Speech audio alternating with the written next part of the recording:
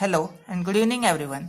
आज के लेक्चर में हम गिब्स पैराडॉक्स के बारे में पढ़ेंगे और ये topic exam point of view से भी काफी इंपॉर्टेंट है।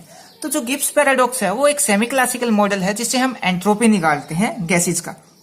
तो स्टार्ट करते हैं फर्स्ट पॉइंट से। Mixing of two different ideal gas means हम दो कंटेनर लेके चलेंगे। ये हमने मान लिया हमारे पास दो कंटेनर हैं। ये हमने बीच में कोई एक मेम्ब्रेन लगा दी। ये कंटेनर फर्स्ट है हमारे पास, ये कंटेनर सेकंड है। कंटेनर फर्स्ट में हमने मान लिया हीलियम गैस है हमारे पास, तो कंटेनर सेकंड में मान लिया आर्गन गैस है।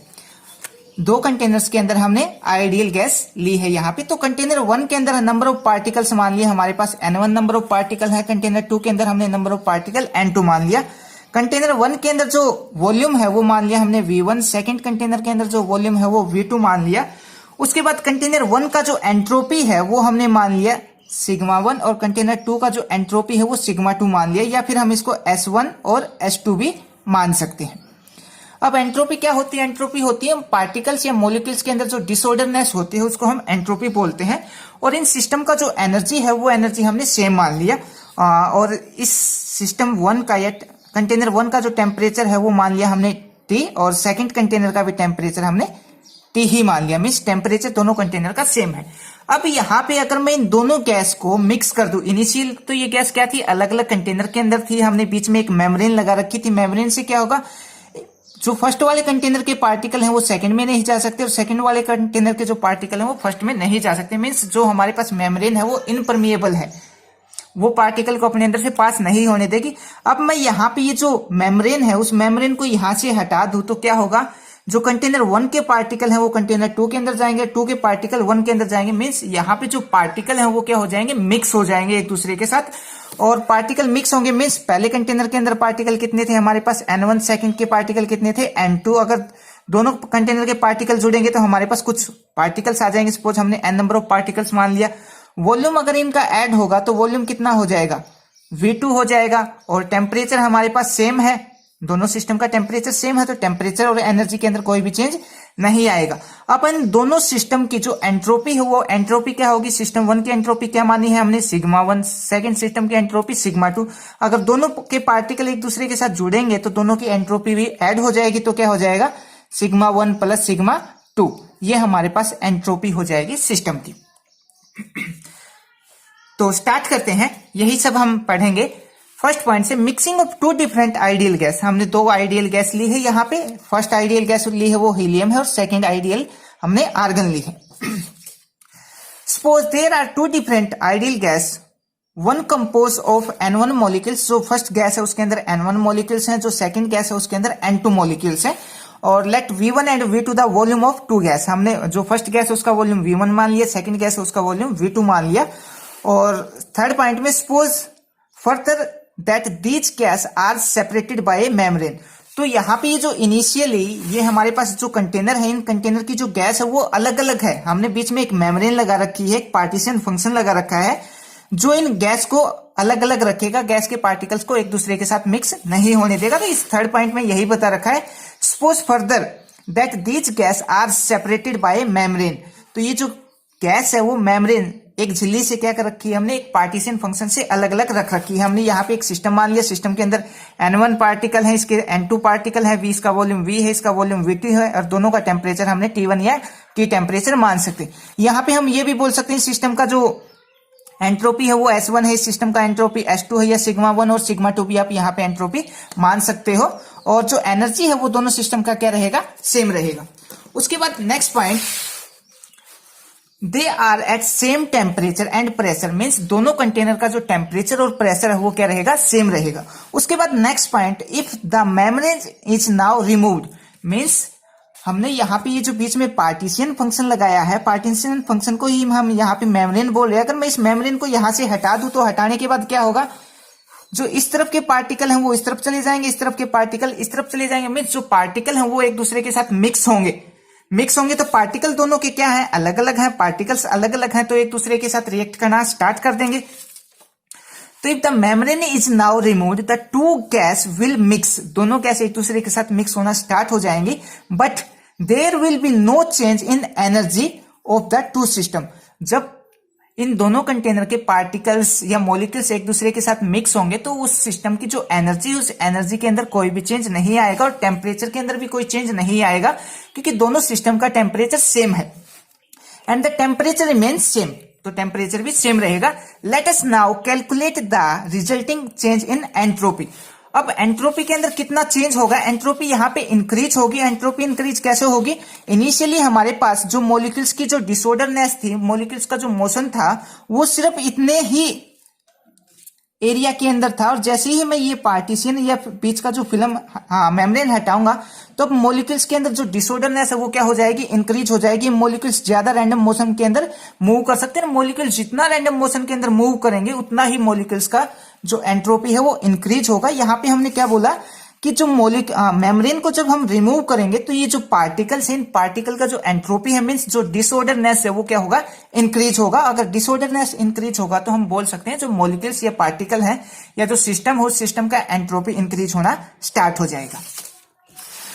तो let us now calculate the resulting change in entropy. तो हम यहाँ पे कैलकुलेट करेंगे कि एंट्रोपी के अंदर कितना चेंज आया है। अब एंट्रोपी के अंदर जो चेंज आया है उसको हम कैलकुलेट कैसे करेंगे, हमारे पास मान लिया इनिशियली इस जो फाइनल एंट्रोपी है उस फाइनल एंट्रोपी के अंदर से हम इनिशियल एंट्रोपी अगर माइनस कर दें, सपोज दैट हमने मान लिया कि हमारे पास इनिशियली दोनों सिस्टम का जो एंट्रोपी है, इनिशियली एंट्रोपी हमने मान लिया कि 10 है हमारे पास, और जैसे ही ये मेम्ब्रेन हटाया मैंने बीच में से तो मॉलिक्यूल्स एक दूसरे के साथ मिक्स होंगे, एंट्रोपी इंक्रीज होगा। एंट्रोपी मान लिया हमारे पास 20 आ गया।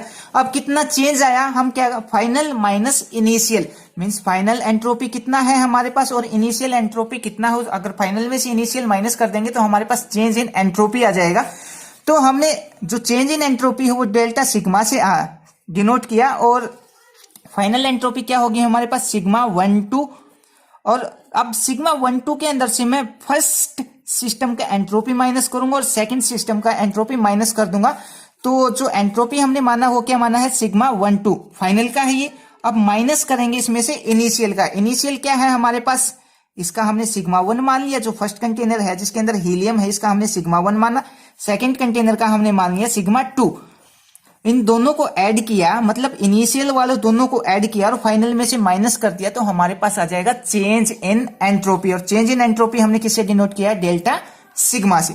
और अगर आप सिग्मा से डिनोट ना करना चाहो तो डेल्टा एस से भी डिनोट कर सकते हो, और इनिशियल और फाइनल एंट्रोपी कर सकते हो, initial minus final, sorry final minus initial. उसके बाद mixing of two different gas is an irreversible process.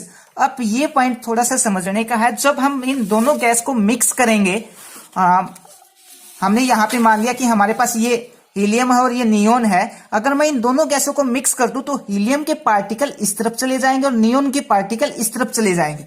ठीक है, दोनों पार्टिकल्स मिक्स हो जाएंगे, दोनों गैसें आपस में मिक्स होंगी। अगर मैं वापस इस सिस्टम के अंदर बीच में जो मेम्ब्रेन मैंने निकाला था वापस इस मेम्ब्रेन को अगर मैं डाल दूं तो क्या होगा, इस तरफ जो कंटेनर 1 है इसके अंदर भी हीलियम और नियोन दोनों के पार्टिकल होंगे, इस तरफ भी हीलियम और नियोन दोनों के पार्टिकल होंगे। मींस एक बार जो पार्टिकल मिक्स हो जाएंगे उसको हम अलग नहीं कर सकते दोबारा मेम्ब्रेन डाल के भी। तो हम यहाँ पे बोल सकते हैं ये जो सिस्टम है, गैस के मिक्स होने का जो सिस्टम है, ये कैसा है, इरिवर्सिबल। मींस एक बार वो मिक्स हो गए तो वापस वो अपने इनिशियल स्टेट के अंदर नहीं आएंगे। अगर मैं यहाँ पे दूसरा केस लेके चलूं, अगर मान लिया मेरे पास ये जो कंटेनर है, इस कंटेनर 2 कंटेनर है, दोनों कंटेनर के अंदर मैंने हीलियम मान लिया और बीच में से ये जो मेम्ब्रेन है उसको जो मेम्ब्रेन है या पार्टीशन फंक्शन है इसको हटा दिया, तो क्या होगा, जो हीलियम के मॉलिक्यूल्स से वो आपस में मिल जाएंगे। मींस दोनों गैस क्या है, सेम है। अगर पार्टिकल्स मिलेंगे तो क्या आइडेंटिकल ही रहेंगे। यहाँ पे पार्टिकल इनिशियली क्या थे, आइडेंटिकल थे। कंटेनर 1 में सारे हीलियम के थे, कंटेनर सेकंड में सारे नियोन के थे।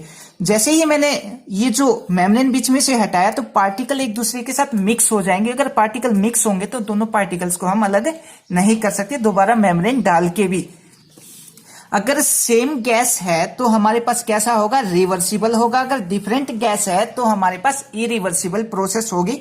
सेम गैस में रिवर्सिबल कैसे होगा, मान लिया मैंने बीच में से मेम्ब्रेन हटा भी दी, ये जो मेम्ब्रेन है हटा भी दी, तो हीलियम के एटम मिक्स होंगे तो एटम तो एक ही है। अगर मैं वापस ये पार्टीशन फंक्शन बीच में डाल दूं तो इस तरफ भी हीलियम के एटम ही रहेंगे और इस तरफ भी हीलियम के एटम ही रहेंगे। तो अगर सेम गैस का केस लेके चले तो उसमें जो एंट्रोपी होगी वो 0 होगी। एंट्रोपी ऑफ मिक्सिंग, गैस के मिक्स होने की जो एंट्रोपी है वो 0 रहेगी। पर यहाँ पे जो एंट्रोपी है वो 0 नहीं रहेगी, वो 0 से ज्यादा रहेगी। तो the mixing of two different gas is an irreversible process. I hope आपको ये पॉइंट क्लियर होगा। It is therefore attend by the increase in entropy. और यहाँ पे जो एंट्रोपी है सिस्टम का वो इंक्रीज हो जाएगा। उसके बाद नेक्स्ट पॉइंट देखते हैं। तो अब हम यहाँ पे वॉल्यूम देखेंगे। वॉल्यूम इनिशियल सिस्टम का कितना था V1, सेकेंड सिस्टम का कितना था V2। ये कंटेनर 1 का है, ये कंटेनर 2 का है। जैसे ही पार्टीशन फंक्शन हटाऊंगा तो दोनों वॉल्यूम क्या हो जाएंगे, मिल जाएंगे। और हमने मान लिया मिलने के बाद जो वॉल्यूम हो जाएगा कंप्लीट सिस्टम का वो V हो जाएगा। उसके बाद चेंज इन एंट्रोपी। अब सिस्टम की एंट्रोपी के अंदर कितना चेंज आएगा, इस चीज को भी थोड़ा सा समझ लेते हैं। हम फिर से हमने कंटेनर मान लिए, ये हमारे पास कंटेनर फर्स्ट है, ये कंटेनर सेकंड है हमारे पास।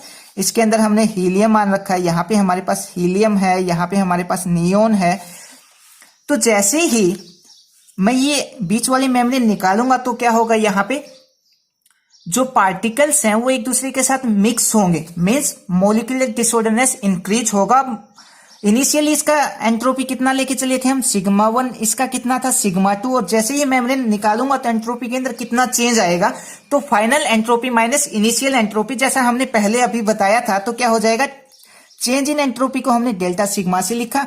फाइनल एंट्रोपी कितना है σ12 माइनस क्या कर दिया हमने, फर्स्ट सिस्टम का एंट्रोपी प्लस सेकेंड सिस्टम का एंट्रोपी को ऐड किया और फाइनल में से माइनस कर दिया। तो हमारे पास क्या आ जाएगा, चेंज इन एंट्रोपी मिल जाएगा। उसके बाद नेक्स्ट पॉइंट, तो हमने यहां पे ये चेंज इन एंट्रोपी लिख दिया, delta sigma equal to σ12 final entropy minus σ1 plus σ2 दोनों सिस्टम का एंट्रोपी ऐड किया और फाइनल में से माइनस कर दिया, तो चेंज इन एंट्रोपी हमें मिल जाएगा। अब जो एंट्रोपी, एक सिस्टम का जो एंट्रोपी है, इस सिस्टम का जो एंट्रोपी सिस्टम 1 का, इसका एंट्रोपी लेके चल रहे हैं हम N1 log V। ये हमारे पास log V1, ये इस सिस्टम का हमारे पास एंट्रोपी होगा। इस सिस्टम का क्या एंट्रोपी होगा हमारे पास, N2 log V2। ये हमारे पास सेकंड सिस्टम का एंट्रोपी हो जाएगा। अगर मैं फाइनल एंट्रोपी की बात करूं तो फाइनल एंट्रोपी में हमारे पास जो वॉल्यूम है वो क्या है, V है। तो ये हमारे पास फाइनल एंट्रोपी क्या हो जाएगा, फाइनल एंट्रोपी होगा हमारे पास N log, यहां पे कंप्लीट V आ जाएगा, क्योंकि V1 प्लस V2 जब हम ऐड कर रहे हैं तो कंप्लीट वॉल्यूम क्या आ जाएगा हमारे पास, V आ जाएगा। तो यहां पे क्या लिखा है हमने, σ12 का एंट्रोपी, तो हमने 1 का एंट्रोपी लिखा सेकंड, और ये सेकंड सिस्टम का एंट्रोपी, दोनों को हमने ऐड कर दिया। ये σ12 का एंट्रोपी है माइनस फर्स्ट सिस्टम का एंट्रोपी प्लस सेकंड सिस्टम का एंट्रोपी हमने यहाँ पे लिख दिया। और ये जो हमने एंट्रोपी निकाला है, ये एंट्रोपी हम इससे पहले जो गिब्स पैराडॉक्स होता है, इससे पहले 1 या 2 टॉपिक और होते हैं जो हमारे एग्जाम पॉइंट ऑफ व्यू से इतने ज्यादा इंपॉर्टेंट नहीं है, या फिर वो सिलेबस में ही नहीं है। तो हम जो एंट्रोपी है वो हम यहाँ पे डायरेक्ट ही मान के चल रहे हैं। तो आपको ये याद रखना पड़ेगा, और इसके अंदर 1 या 2 टर्म और ऐसी आएगी जो हमें डायरेक्ट ही याद करनी पड़ेगी, क्योंकि उसका डेरिवेशन हमारे सिलेबस में भी नहीं है और वो एग्जाम पॉइंट ऑफ व्यू से भी इतना इंपॉर्टेंट नहीं है। तो हम डायरेक्ट ही उसका रिजल्ट यूज करेंगे। तो हम यहाँ पे ये वाली एंट्रोपी हमने लिख दिया, चेंज इन एंट्रोपी। अब अगर मैं इस इक्वेशन को सोल्व करूं तो यहाँ पे मैं लगा सकता हूं log A minus log B। तो जैसे ही log A माइनस B लगाऊंगा तो हमारे पास क्या आ जाएगा, N1 log, और जो ये V1 है वो कहाँ जाएगा, यहाँ पे आ जाएगा, और V2 क्या आ जाएगा, यहाँ पे आ जाएगा। और ये ग्रेटर देन होगा किससे, 0 से। मीन्स हमारे पास इरिवर्सिबल प्रोसेस, या फिर हम 2 डिफरेंट गैस को जब मिक्स करेंगे तो उनका जो एंट्रोपी होगा वो 0 से ग्रेटर होगा। उसके बाद next point, this gives the entropy of mixing of 2 different ideal gas. तो हमने यह एंट्रोपी बता दी, जब 2 आइडियल गैस को हम मिक्स करते हैं तो उनका जो एंट्रोपी आएगा वो ये आएगा, और इसको हमने बोल दिया इक्वेशन नंबर 3। इक्वेशन नंबर 3 को हम इसी लेक्चर में आगे भी यूज करेंगे। तो उसके बाद हम एक पर्टिकुलर केस मान के चलते हैं। केस क्या मान लिया हमने, हमारे पास जो सिस्टम 1 के अंदर भी क्या है, N1 पार्टिकल थे। ये हमारे पास एक सिस्टम था, इस सिस्टम के अंदर हमने माने थे N1 पार्टिकल, इस सिस्टम के अंदर माने थे N2 पार्टिकल। अब मैं मान लेता हूं जो N1 है वो भी N के इक्वल है, N2 है वो भी किसके, N के इक्वल है। मीन्स दोनों सिस्टम के अंदर जो पार्टिकल्स की जो संख्या है वो क्या है, सेम है। और जो वॉल्यूम है V1 वॉल्यूम, इस सिस्टम का जो V1 वॉल्यूम है और इस सिस्टम का क्या था V2 वॉल्यूम। अब इन दोनों का जो V1 वॉल्यूम है उसको मैंने मान लिया 1/2 2v के इक्वल मान लिया, जो v2 है वो भी मैंने क्या मान लिया 1/2v के इक्वल मान लिया। तो v गेट डेल्टा सिग्मा क्या आ जाएगा हमारे पास 2n log 2, ये वाली टर्म आ जाएगी। अब ये वाली टर्म कहां से आई, जब हम ये वाली वैल्यू हमने क्या माना है यहाँ पे n1 और n2 हमने n के बराबर मानना है, ये हमने n के बराबर मानना, और जो v1 है वो किसके बराबर माना है हमने 1/2v के बराबर माना, और जो v2 है वो भी क्या माना 1/2v के इक्वल माना, ये हमने यहाँ पे माना है केस 1 के अंदर। तो ये जितनी भी वैल्यू मानी है हमने सबको कहां पुट करेंगे, जो इक्वेशन नंबर 3 है, ये वाली इक्वेशन नंबर 3 मैं एक बार लिख लेता हूं। इक्वेशन नंबर 3 क्या आई है हमारे पास, n फैक्टोरियल log v/v1 और प्लस n2 log v/v2, ये हमारे पास इक्वेशन नंबर 3 है। अब इक्वेशन नंबर 3 के अंदर मैं ये वैल्यू पुट करूंगा तो हमारे पास क्या आएगा, ये वाली टर्म आ जाएगी 2n log 2। हम पुट करके भी बता देते हैं, यहाँ पे n1 की जगह क्या पुट करना है n, हमने यहाँ पे n पुट किया, log हमारे पास ऐसे ही, और ये क्या है हमारे पास v, और v क्या है हमारे पास यहाँ पे कंप्लीट सिस्टम का वॉल्यूम, और v1 को हमने किसके बराबर माना है, तो v तो हम यहाँ पे एज इट इज लिखेंगे, जो v1 है उसकी जगह हम क्या लिखेंगे 1/2v, तो यहाँ पे लिख दिया हमने 1/2v, ये 2 ऊपर चला जाएगा और ये v से v कैंसिल हो जाएगा, तो यहाँ पे 2 बच गया हमारे पास। n2 की अगर बात करें हम तो n2 की जगह क्या पुट कर सकते हैं, n2 की जगह हम n पुट कर सकते हैं, n log n total volume कितना है v, और v2 की जगह हम क्या पुट कर सकते हैं, v2 की जगह 1/2v पुट कर सकते हैं। तो यहाँ पे 1/2v पुट करेंगे तो ये 2 पर जाएगा, 2 यहाँ आ जाएगा, v से v क्या हो जाएगा कैंसिल हो जाएगा, तो हमारे पास क्या बचेगा यहाँ पे n log 2 plus n log 2, जब दोनों को ऐड किया जाएगा तो क्या आ जाएगा 2 log 2, सॉरी ये n भी है तो यहाँ पे n भी आएगा, तो हमने यहाँ पे भी यही रिजल्ट निकाला है। तो जब हम केस 1 लेके चलेंगे तो हमारे पास रिजल्ट आएगा ये। आई होप आपको यहां तक समझ में आया होगा। उसके बाद हम सेकंड केस की बात करते हैं। सेकंड केस में क्या होगा, ये तो हम वो केस था जिसमें हम डिफरेंट गैस लेके चल रहे थे। अब अगर हम दोनों कंटेनर्स के अंदर सेम गैस लेके चले उसमें क्या होगा, इसको भी हम समझ लेते हैं। तो हमने मान लिया हमारे पास एक कंटेनर है, ये हमने कंटेनर मान लिया, बीच में पार्टीशन फंक्शन है या फिर कोई मेम्ब्रेन मान ली, इसके अंदर भी हमने हीलियम मान लिया और इसके अंदर भी हमने हीलियम मान लिया। जब मैं बीच का ये पार्टीशन फंक्शन यहां से रिमूव कर दूंगा या मेम्ब्रेन यहां से हटा दूंगा तो क्या होगा, इस तरफ के जो हीलियम के एटम है वो इस तरफ जाएंगे और इस तरफ के हीलियम के एटम इस तरफ जाएंगे, और कुछ टाइम बाद मैं वापस पार्टीशन फंक्शन इसके बीच में डाल दूंगा तो यहाँ पे हीलियम के एटम है एक दूसरे के साथ रिएक्ट नहीं करेंगे। तो इस केस में क्या होगा, दोनों कंटेनर्स में हीलियम के एटम थे, पार्टीशन फंक्शन हटाने के बाद जो एंट्रोपी है उसके अंदर कोई भी चेंज नहीं आएगा, क्योंकि जो मॉलिक्यूल्स हैं वो एक दूसरे के साथ रिएक्ट करेंगे ही नहीं, क्योंकि दोनों कंटेनर के अंदर सेम मॉलिक्यूल्स हैं। अगर जब मैंने वापिस अगर यहाँ पे पार्टीशन फंक्शन डाल दूंगा बीच में तो इस कंटेनर में भी हीलियम के एटम ही रहेंगे और इस कंटेनर के अंदर भी हीलियम के एटम ही रहेंगे। तो ये वाली चीज अब हम देखेंगे। तो mixing of one ideal gas with the same ideal gas, माने एक आइडियल गैस को हम दूसरी आइडियल गैस के अंदर मिक्स करेंगे। तो यही suppose two gas are the same, हमने दो गैस मान ली जो सेम है, then the removal of the partition function should not affected the distribution of system over the essential state. तो जब हम पार्टीशन सिस्टम हटाएंगे तो सिस्टम के अंदर कोई भी चेंज नहीं आएगा। तो जब final entropy of the same entropy means जो सिस्टम की फाइनल एंट्रोपी होगी वही सिस्टम की इनिशियल एंट्रोपी होगी, मीन्स जो सिग्मा 1 2 है और सिग्मा 1 प्लस सिग्मा 2, अगर मेरे पास फाइनल एंट्रोपी मान लिया मैंने 5 है और इनिशियल, तो इनिशियल एंट्रोपी भी कितना होगी हमारे पास 5 ही होगी, और जो डेल चेंज इन एंट्रोपी है वो कितना रहेगा 0। तो ये चीज हमें ध्यान रखनी है कि जब दो गैस लेके चलेंगे हम दो कंटेनर्स के अंदर और बीच का पार्टीशन फंक्शन रिमूव करेंगे तो उनकी जो एंट्रोपी है उसकी एंट्रोपी के अंदर कोई भी चेंज नहीं आएगा। तो डेल एस या फिर delta sigma change in entropy कितना रहेगा आइडियल गैस के केस में 0। तो जो चेंज इन एंट्रोपी है वो कितना रहेगा 0 रहेगा, और ये रिवर्सिबल प्रोसेस होगी। रिवर्सिबल प्रोसेस का मतलब क्या है, यहाँ पे अगर मैं बीच में वापस पार्टीशन फंक्शन डाल दूंगा तो क्या होगा, इस कंटेनर के अंदर भी हीलियम ही रहेगा और इस कंटेनर के अंदर भी हीलियम ही रहेगा, इसलिए ये क्या है रिवर्सिबल प्रोसेस है। This result in arrange with the thermodynamic reversible process. तो ये जो रिजल्ट आया है हमारे पास, तो हम इस रिजल्ट के बेस के ऊपर बोल सकते हैं कि ये हमारे पास रिवर्सिबल प्रोसेस है। उसके बाद नेक्स्ट पॉइंट की बात करते हैं। इसमें भी सेम हम एज इट इज वही केस मान के चलें। हमने मान लिया कि जो N1 पार्टिकल हैं वो किसके बराबर होंगे, N के बराबर होंगे। सिस्टम N2 के जो पार्टिकल हैं वो भी N के बराबर होंगे। वॉल्यूम हमने वही सेम मान लिया, तो हमें जो एंट्रोपी मिलेगी वो एंट्रोपी क्या मिलेगी, 2n log 2 ही मिलेगा, कोई भी चेंज नहीं आएगा। ये केस भी हम इसके अंदर लेके चल सकते हैं। तो उसके बाद next point, when A partition is simply removed, partition को हमने रिमूव कर दिया from a box containing A same gas through out, this is Gibbs paradox. तो इसी को हम क्या बोलेंगे, गिब्स पैराडॉक्स बोलेंगे। तो इसको थोड़ा सा सिंप्लीफाई कर लेते हैं हम।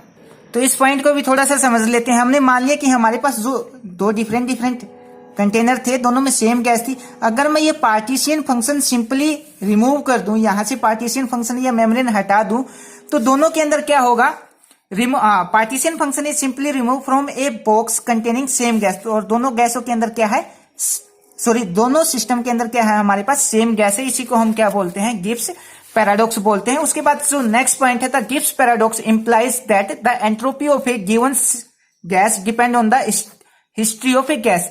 तो हम गिब्स पैराडॉक्स किस सिस्टम के ऊपर अप्लाई कर सकते हैं, ये डिपेंड करता है उस गैस की हिस्ट्री क्या है। इसको भी हम एक एग्जांपल से समझते हैं। गैस की हिस्ट्री का मतलब क्या है यहाँ पे, तो हमने यहाँ पे इमेजिन कर लिया हिस्ट्री ऑफ गैस को समझने के लिए। हमने इमेजिन किया कि हमारे पास एक गैस कंटेनर है। वेट अ मिनट, हमने यहाँ पे इमेजिन किया कि गैस की जो प्रेजेंट स्टेट है वो हमने पार्टीशन, जो उसका पार्टीशन फंक्शन है उसको हमने स्लोली रिमूव किया। जब हम उस पार्टीशन फंक्शन को स्लोली रिमूव करेंगे तो उस गैस का फाइनल एंट्रोपी कुछ भी हो सकता है। मीन्स हमने यहाँ पे कंटेनर मान लिया और इस कंटेनर के बीच में ये पार्टीशन फंक्शन है। अगर हम इस पार्टीशन फंक्शन को स्लोली रिमूव करेंगे, धीरे धीरे हम अगर इसको निकाल देंगे, तो इस गैस का जो फाइनल एंट्रोपी है वो कुछ भी हो सकता है। ये था हमारे पास सेकंड केस, जिस केस में हम दोनों कंटेनर्स के अंदर सेम गैस लेके चल रहे थे। उसके बाद हम थर्ड केस की बात करते हैं, जो है हमारे पास रिजोल्यूशन ऑफ पैराडॉक्स। तो इसमें हमने जो पहले पढ़ा है, इस पॉइंट के अंदर भी हम वही पढ़ेंगे, उसको ही थोड़ा सा मॉडिफाई करेंगे। तो the removal of partition function leads to the diffusion of molecules throughout the whole gases volume V। तो हमने केस 1 के अंदर क्या पढ़ा था, केस 1 में हमारे पास डिफरेंट गैस थी। तो जैसे ही हमने बीच का पार्टीशन फंक्शन रिमूव किया था, तो हमारे पास वो जो गैस थी वो डिफ्यूज हो गई थी, मींस गैस एक दूसरे के अंदर मिक्स हो गई थी और उसका जो टोटल वॉल्यूम है वो क्या हो गया था, हमारे पास V हो गया था। और जो यहाँ पे हम V1 कितना लेके चले थे, 1/2 V लेके चले थे, और जो V2 है वो भी कितना लेके चले थे, 1/2 V लेके चले थे। This is the random mixing of the different molecules and so an increase of disorder। Means जैसे ही हमने कंटेनर्स के बीच का जो पार्टीशन फंक्शन है या मेम्ब्रेन रिमूव किया, तो जो गैस के पार्टिकल्स हैं वो एक दूसरे के साथ मिक्स होंगे और मॉलिक्यूल्स की जो रैंडमनेस है, मॉलिक्यूल्स का जो रैंडमनेस है वो क्या हो जाएगा, इंक्रीज हो जाएगा। अगर मॉलिक्यूल का रैंडमनेस इंक्रीज होगा तो हम बोल सकते हैं वहां पे मॉलिक्यूल्स बहुत ज्यादा डिसऑर्डर हुआ है। अगर डिसऑर्डरनेस बढ़ा है मॉलिक्यूल्स का, तो हम बोल सकते हैं कि एंट्रोपी इंक्रीज होगी। या हम सिंपली ये बोल सकते हैं जब वो गैस मिक्स होंगे तो उस गैस के मॉलिक्यूल्स डिसऑर्डर होंगे और उसकी एंट्रोपी इंक्रीज हो जाएगी। और this is an irreversible process. और ये हमारे पास क्या होगी, इरिवर्सिबल प्रोसेस होगी। तो इरिवर्सिबल प्रोसेस में हमारी जो एंट्रोपी है वो इंक्रीज हो जाएगी। और वो सब हमने जो एंट्रोपी इंक्रीज हुई उसको हमने देख लिया इक्वेशन नंबर 3 के अंदर। इक्वेशन नंबर 3 वही थी हमारे पास, N1 log V/V1 वाली, प्लस में N2 log V/V2 वाली। ये थी हमारे पास इक्वेशन नंबर 3। उसके बाद next point, we can imagine the mixing to be process in which the position of, एक सेकेंड। तो इस पॉइंट के अंदर ये बता रखा है, जब हम गैस को मिक्स कर देंगे तो जो उन गैस के पार्टिकल का जो पोजीशन है वो क्या हो जाएगा, इंटरचेंज हो जाएगा। इंटरचेंज होने का मतलब क्या है, यहाँ पे हमने ये कंटेनर मान लिया, इस कंटेनर के जो मॉलिक्यूल्स हैं वो इस तरफ चले जाएंगे और इस कंटेनर के जो मॉलिक्यूल्स हैं वो इस तरफ चले जाएंगे। तो इस पॉइंट में यही बता रखा है, जैसे ही पार्टीशन फंक्शन को रिमूव किया जाएगा तो गैस के कुछ मॉलिक्यूल्स अपना जो पोजीशन है उसको इंटरचेंज कर लेंगे। Gas are interchange with those of other gas, means गैस के पार्टिकल एक दूसरे के साथ इंटरचेंज कर जाएंगे। और मॉलिक्यूल्स के each such exchange create a new state, और मॉलिक्यूल्स के पास एक नई स्टेट आ जाएगी। मींस यहां से मॉलिक्यूल्स यहां जाएगा तो यहां पे मॉलिक्यूल्स का एक नया स्टेट होगा। उसके बाद next point, therefore the number of essential state increase the entropy. जैसे ही पार्टिकल एक जगह से दूसरी जगह जा रहा है मींस उसका डिसऑर्डरनेस बढ़ रहा है, डिसऑर्डरनेस बढ़ेगा तो उसका एंट्रोपी बढ़ेगा। तो ये सब हमने पढ़ा केस 1 का, जब हम दो डिफरेंट गैस का पार्टीशन फंक्शन रिमूव कर रहे थे। अब हम पढ़ते हैं जो सेकंड केस है, जब हम दो गैस सेम गैस लेके चले थे उनको हमने मिक्स किया था, उनका केस देखते हैं हम। तो केस बी में क्या है, such as interchange of molecules is always an interchange between identical molecules. Means हमारे पास ये हमने दो कंटेनर माने, इसके अंदर भी हीलियम, इसके अंदर भी हीलियम। अगर मैं बीच का पार्टीशन फंक्शन रिमूव कर दूं तो क्या दोनों के अंदर दोनों में हीलियम के एटम ही रहेंगे। अगर पार्टीशन फंक्शन रिमूव करने के बाद थोड़ी देर बाद मैं इसमें वापस डाल दूं तो इसके अंदर भी हीलियम के एटम ही रहेंगे और इसके अंदर भी हीलियम के एटम ही रहेंगे, कोई भी चेंज नहीं आएगा उसकी स्टेट के अंदर। Therefore no new state is create when the partition function is remove. Means जब पार्टीशन फंक्शन को रिमूव कर देंगे तो भी मॉलिक्यूल्स कैसा रहेगा, मॉलिक्यूल्स का जो एंट्रोपी है उसके अंदर कोई चेंज नहीं आएगा। जो पार्टिकल है वो अपना पोजीशन तो चेंज करेंगे, हो सकता है इसके कुछ हीलियम इस कंटेनर में आ जाए और इसके कुछ हीलियम इस कंटेनर के अंदर आ जाए, पर रहेंगे दोनों कंटेनर के अंदर हीलियम के ही मॉलिक्यूल्स। उसके बाद next point, the way out of the paradox is the regarding all the identical molecules in case B। Case B में क्या होगा, मान लिया मैंने बीच में से ये जो मेम्ब्रेन है रिमूव कर दिया, आफ्टर सम टाइम मैंने मेम्ब्रेन वापस डाल दिया, तो क्या होगा, है तो दोनों में हीलियम ही, इसमें भी हीलियम रहेगा, इसमें भी हीलियम रहेगा। मीन्स हम यहाँ पे पार्टिकल को आइडेंटिफाई करके नहीं बता सकते कि ये वाला जो हीलियम है वो कंटेनर सेकंड का है और वो इसमें आ गया। तो ये क्या है, यहाँ पे जो पार्टिकल होंगे वो इनडिस्टिंग्विशेबल होंगे। इनडिस्टिंग्विशेबल का क्या मतलब है, यहाँ पे पार्टिकल्स के बीच में हम डिफरेंट नहीं बता सकते क्योंकि हीलियम है, हीलियम के जितने भी मॉलिक्यूल्स होंगे वो सब सेम ही होंगे। तो हमने मान लिया इफ द एन मॉलिक्यूल्स, हमारे पास इन कंटेनर्स के अंदर एन मॉलिक्यूल्स है, अगर एन मॉलिक्यूल्स है तो परम्यूटेशन फंक्शन कितना होगा, हमारे पास एन फैक्टोरियल होगा। अब हम यहाँ पे जो पढ़ेंगे कुछ रिजल्ट का हम डायरेक्ट यूज करेंगे, जैसे एंट्रोपी ऑफ आइडियल गैस। तो ये हम पैराडॉक्स से पहले वाले टॉपिक्स के अंदर निकालते हैं जो हमने, जिसके ऊपर हमने कोई भी लेक्चर नहीं बनाया है, तो हम उसका डायरेक्ट रिजल्ट यहाँ पे यूज करेंगे। उसके बाद नेक्स्ट पॉइंट, तो हम जो पार्टिकल के बीच में कोई भी फिजिकल डिस्टिंग नहीं कर सकते। हाँ भाई ये इस कंटेनर का पार्टिकल और ये इस कंटेनर का पार्टिकल है। There is one way to arrange them. Means हमारे पास सिर्फ एक वे रह जाता है इन पार्टिकल को अरेंज करने का, और वो वे क्या है वो अब हम देखेंगे। N number of molecule present in gamma space. हमने यहाँ पे एक गामा स्पेस मान लिया, सपोज दैट हमारे पास ये गामा स्पेस और इस गामा स्पेस के अंदर हमारे पास एन नंबर ऑफ पार्टिकल्स हैं। अगर गामा स्पेस के अंदर एन नंबर ऑफ पार्टिकल है, मींस जो गामा स्पेस है वो एन से बहुत ज्यादा बड़ा है, तभी तो उसके अंदर एन नंबर ऑफ पार्टिकल है।